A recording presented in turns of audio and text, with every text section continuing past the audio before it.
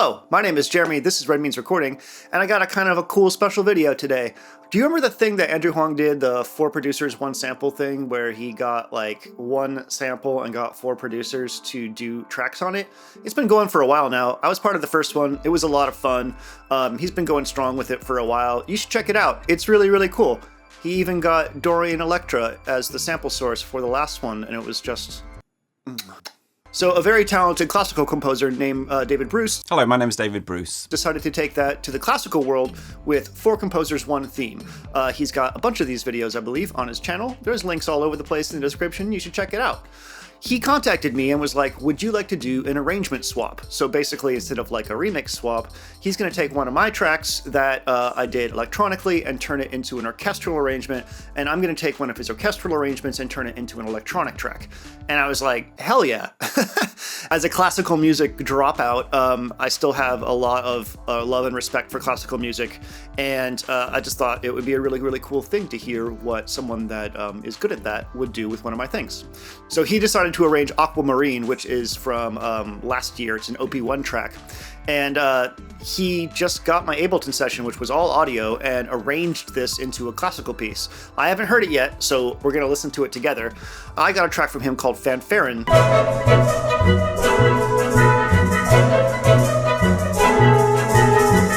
It's not a track. I got a piece from him called Fanfarin that I turned into an electronic track, and we're going to go over that in Ableton in a little bit. So yeah, without further ado, let's go ahead and listen to what he did to Aquamarine. If you haven't heard the original track, pause the video, check out the card. Is it up here? Go listen to it, or check out the link in the description, and then come back, and then we'll listen to his orchestral arrangement together. Does it sound good? Okay, go do that. And for the rest of you that are still here, I gotta get the cans on. Pay money, wubby.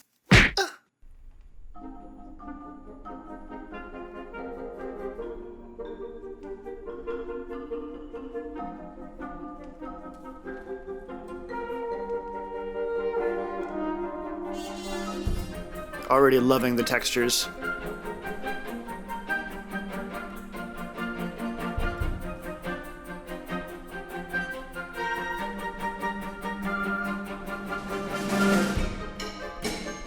Oh, you actually adapted the percussion. Nice.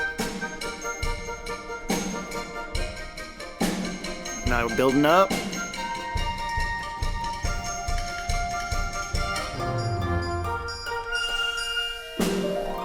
Oh my god, killing me with the harp run.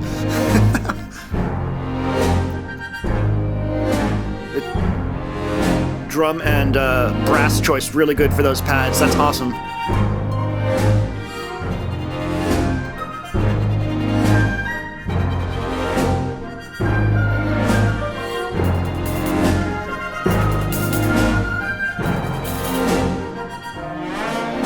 Slides! That's fucking rad.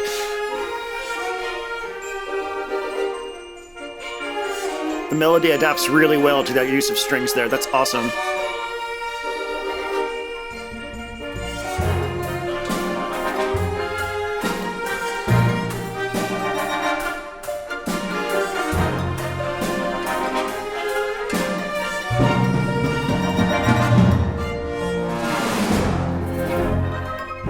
Oh, that's super cool.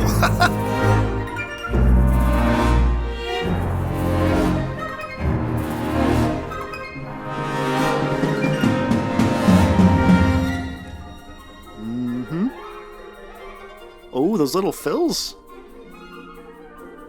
That's awesome. I love all of the different polyrhythms that are going on with this. It's beautiful.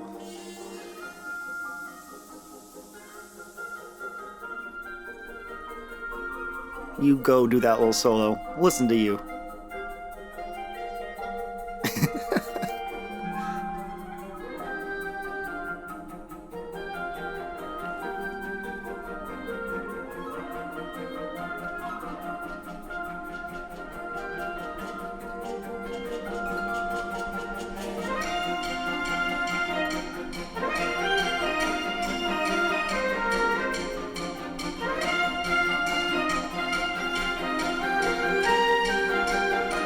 I never thought it would adapt so well to strings. That's awesome. Oh my god, the slides! You're actually doing the riser?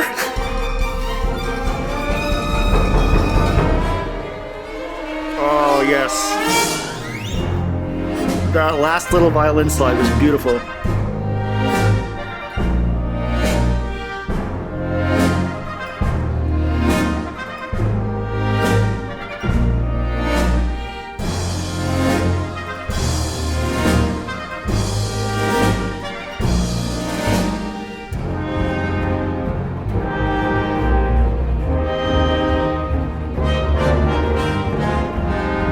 Brass sounds so stately. It's really, really cool.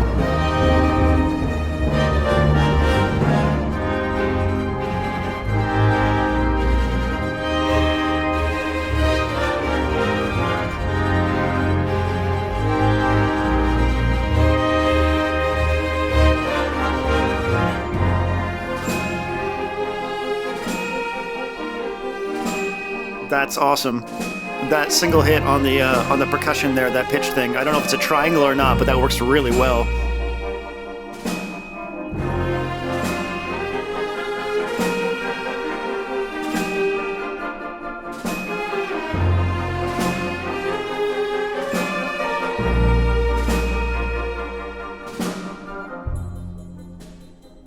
And now we're in the last section. I'm living for this. This is so cool.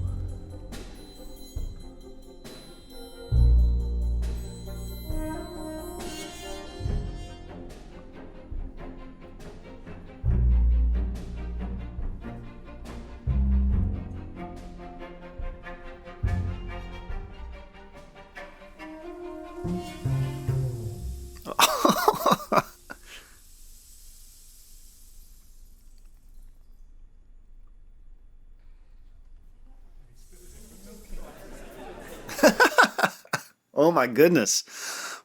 David, that is amazing. In case I wasn't clear about this earlier, I got MIDI from him. I think he composes originally in Sibelius, so I really just had to reassign things to the MIDI, and it was pretty easy to do. Everything recorded in the OP1 is audio, so while he got my Ableton Session for Aquamarine, there was no MIDI data. He did all this by ear, soloing sections of the Ableton tracks and figuring out what the notation was. So the lion's share of the work in this swap is on David, and the result is amazing. The thing that I really, really liked about it was the choices not only to adapt certain lines to certain instruments, which was exquisite, like really well done, but also I can hear things that were reinterpreted, like little fills and stuff like that, like risers in an electronic piece are bread and butter, but how do you do that with an orchestral instrumentation?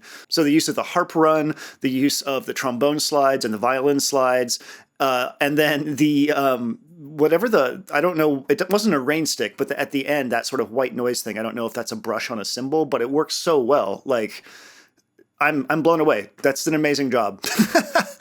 Now I want orchestral arrangements of all of my tracks. So let's go ahead and do that. I'm tickled. I'm going to give that more listens and enjoy it more. David, thank you again. This has been a really, really fun project. We're going to move into Ableton now, and I'm going to tell you a little bit about what I did to Fanfaren. I hope I'm pronouncing that correctly. Magic Edit. Hey, so we're over, I'm going to burp. Whew. We're over in Ableton now, and we're talking about what I did to Bruce's track Fanfaren. Let's go over to my projects for this, and I want to show you something real quick. If you do have a MIDI file that's broken up in a certain way, when you drag it into Ableton, it's going to give you like all the MIDI tracks like this, and just kind of put them where they belong. And you can say import tempo and time signature into arrangement. So you'll say yes to that. And you can see here that now I have all the MIDI for his piece. There are multiple parts for each instrument. So my first task was to try to figure out what to do with these individual parts and whether or not I wanted to break them up or, put them into groups or even what instruments I wanted to use for them. So that's what I did first. I gave each one of these, I think I gave them like an analog, basically. I just dropped an analog on there and was like, okay, well, what does this sound like? And I started to get a feel for the piece. Okay, so welcome to my Ableton session for this.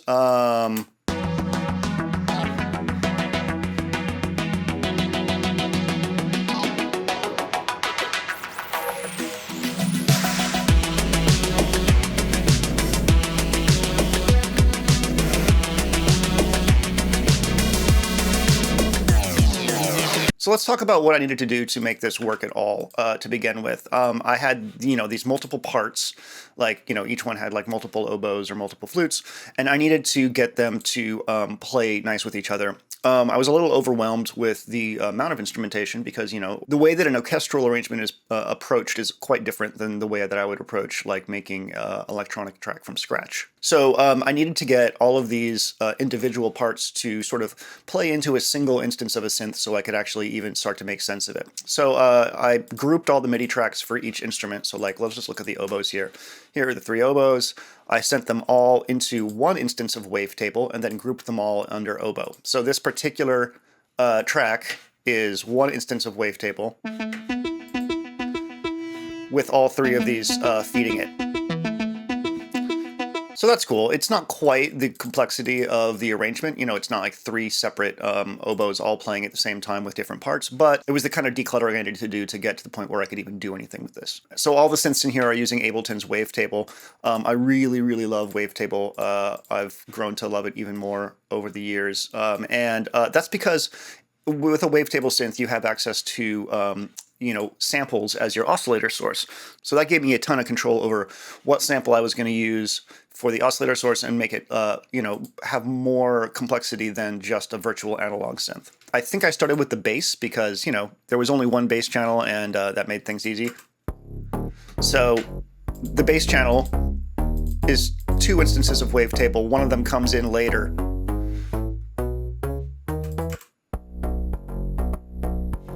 Before that second one comes in there. So obviously this has sort of got a synthwave vibe to it. We're at, it says 200 BPM, but we're at 100 BPM.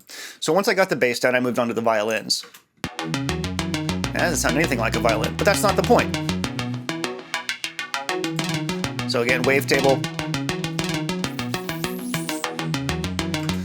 You can see all these cuts in here, and that's because while the piece originally presented itself as pretty straightforward and easy to adapt, there were some sections where Bruce used some serious dissonance, and it wasn't really working for like an electronic genre. And on top of that, sometimes he would, present a phrase and then move really quickly away from that phrase. So I wanted to cut some parts out, double some parts. You can see here that this was doubled to take his phrasing and move it more towards the sort of like 4-on-the-floor electronic phrasing that you might expect, while still maintaining his actual melodies and harmonies and stuff like that. So yeah, it was sort of like a push-pull process. Like I would get things assigned to synths, and then I would listen to the sections and then decide what musical phrases I wanted to focus on in different sections. The drums are nothing special. It's just like a pretty standard sort of like big 80s synthwave thing.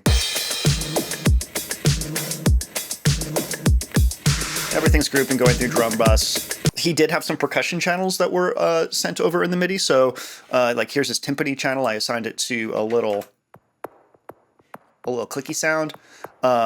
Did some frequency shifting and some random auto panning. And then another one. Oh, that's not a tom. That's a very pitched up tom.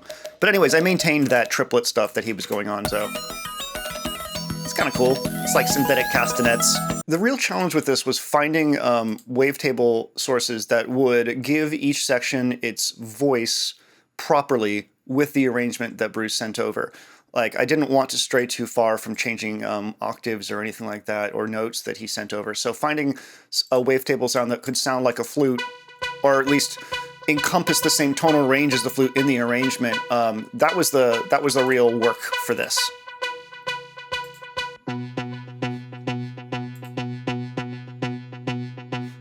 Like Bruce did with my piece, you have to make decisions about what this other instrument in a completely different realm is going to sound like with the tools that you have. And he made some really cool choices using brass as the big pads in my track Aquamarine, and I had to make similar choices about what the anchor sounds were going to be. I decided the violins were going to be sort of like the main beef of the whole thing. So I wanted to give them a big wavetable sound. And you can see that some of these have a little instrument rack, and they have some automation. I didn't want to go like too crazy trying to make these sound like actual orchestral instruments, but I needed to shape the path of the whole track.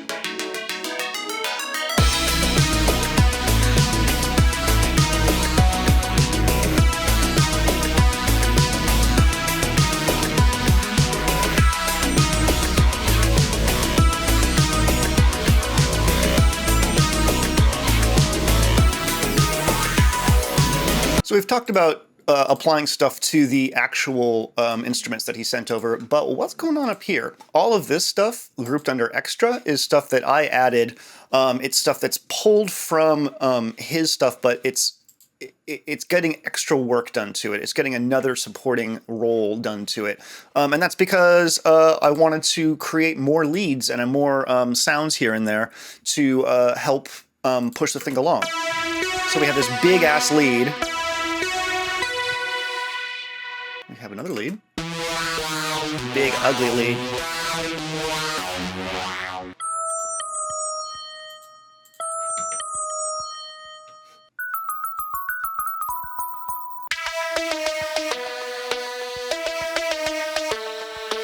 So basically, when I heard a section that was calling out for a more like stronger voice on top of it, I would create a new lead and use MIDI from Bruce's original track to push things forward, push them up into the mix. Finally, we have this whole hyper section here, hyper growls. I've been spending a lot of time with Wavetable, and I'm starting to put together a preset pack for it. And one of the first things I wanted to do was see if I could make, you know, some of those crazy neuro hyper growl kind of sounds that other people are really, really good at, and I'm not good at. A lot of these sounds are from that testing.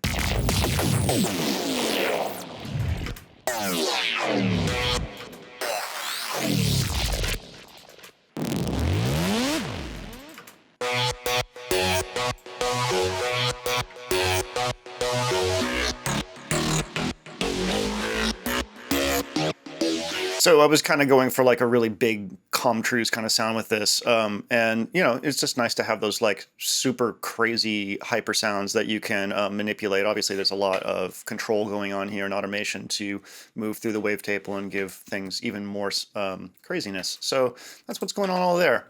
I've got this little bell lead hanging out up here. Everything is grouped into these this giant all synths thing, and that is because after I got everything together, I was like, well, I want to do some processing to it. So we have a chain here that has multiple filters. So let's go ahead and take a listen to this. Solo this chain real quick. So we have two auto filters going on, one at the top and one at the bottom here. And you can see that they're set to a up saw ramp, and that's just giving some really weird interest in the extra filtered interest to everything going on. I thought it was kind of a cool sound. And then we have a low pass filter here that's side chained, and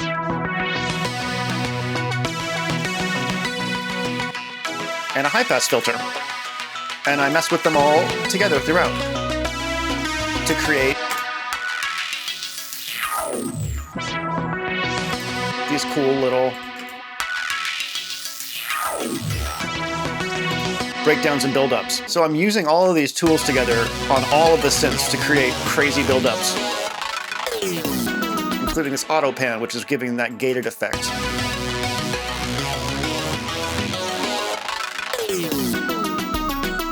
And we have the auto pan doing some work over here. You can see that it's gating based on beat, but I'm moving the rate around so we get different sort of chops. There's an Ott. There he is. There's our Ott. Ott is doing some smile curve multiband compression. And then everything's getting sidechained, and then Ozone was doing something, but it's not anymore. That's pretty much it. Let me recap. I brought the MIDI in, and I assigned each instrument group to a wavetable synth. I listened to everything and made a chopped rough arrangement. Then I started going in and giving each wavetable synth its own sort of voice so that it could be distinct. Then I added drums. Then I refined the wavetable stuff and started doing automation to each wavetable to bring things in and out. I started honing the arrangement by taking things out when they didn't need to be there. Then I added the extra stuff to give voice to the lead sections that didn't have quite the punch that I wanted. And then I did the all synths automation stuff where I took multiple filters, auto pan, bit crusher, all that kind of stuff, and did automation to kind of give your ears some weird all over tickling in the sections and build up the build-ups and breakdowns a little bit more. And that is my take on David Bruce's Fanfare. I hope you've enjoyed this little walkthrough. I'm going to play the whole track here at the end, and go check out David's video. Go check out the 4 producers, 1 sample thing for Andrew's take on this, and then go check out the 4 composers, 1 theme to get the composer take on this. All the links are in the description. You know the deal. My name's Jeremy. This is Red Means Recording, and I hope you have a fucking wonderful day. Bye.